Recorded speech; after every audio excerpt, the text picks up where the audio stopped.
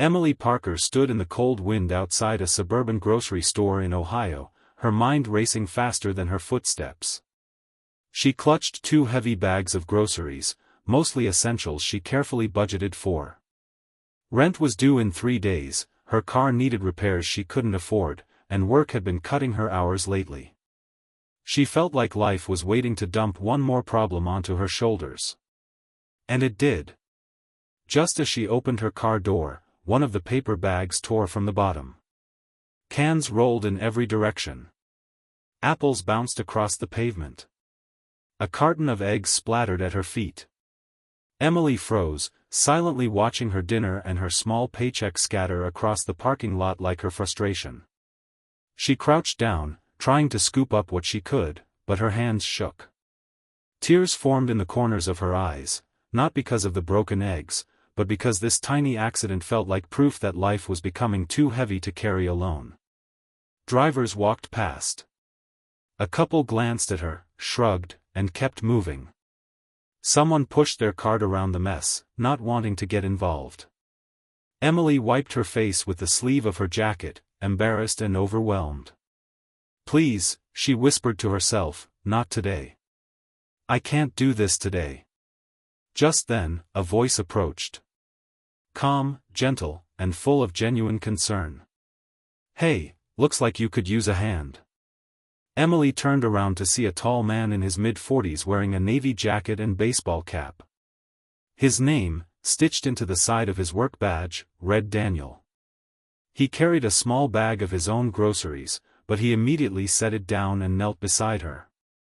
Without hesitation, he began gathering the rolling cans, picking up the fruit, and placing them carefully into a spare bag he pulled from his own purchase. Emily sniffed, embarrassed to be crying in front of a stranger. "I'm so sorry. I don't know why this is hitting me so hard." "No need to apologize," Daniel said kindly. "Life piles up sometimes.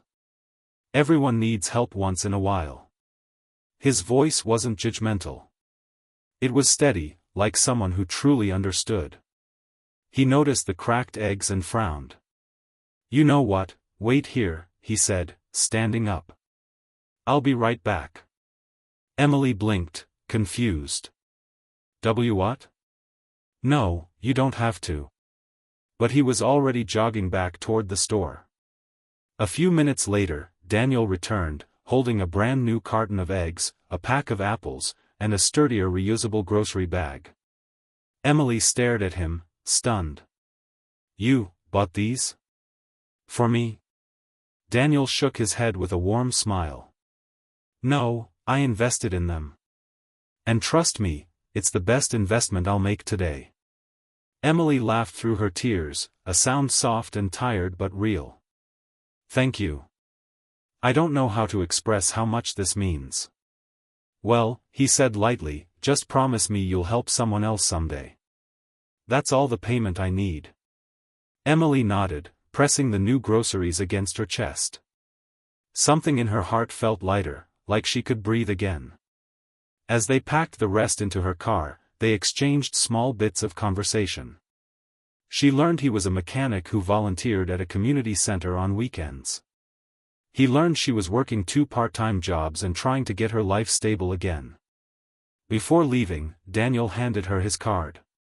"If you ever need help with your car," he said, "call me. I won't overcharge you. Times are tough, and good people need to look out for each other." Emily didn't know if she'd ever call, but she kept the card in her pocket like a tiny symbol of hope. 1 week later, Emily found herself standing in the same grocery store parking lot, but this time not because her day had gone wrong. She was loading bags into her car when she noticed an older woman struggling with a stuck cart wheel. The cart kept turning sideways, nearly tipping her groceries onto the pavement. Emily didn't hesitate. She rushed over and steadied the cart, smiling warmly. "Here, let me help you." The woman looked up gratefully.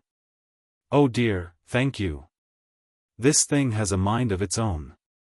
Emily guided the cart to the woman's car, unloaded the bags, and even offered one of her own reusable bags when one of the woman's tore slightly. As Emily turned to leave, the woman placed a hand on her arm. "You have no idea how much this means to me today." Emily felt a soft warmth spread through her chest. Maybe she did know exactly how it felt.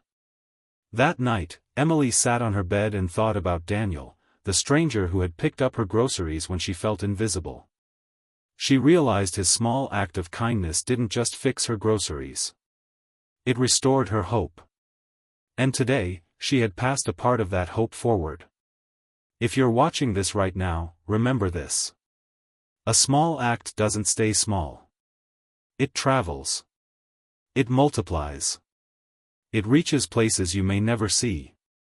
Even the smallest kindness can change someone's entire day, or their entire life.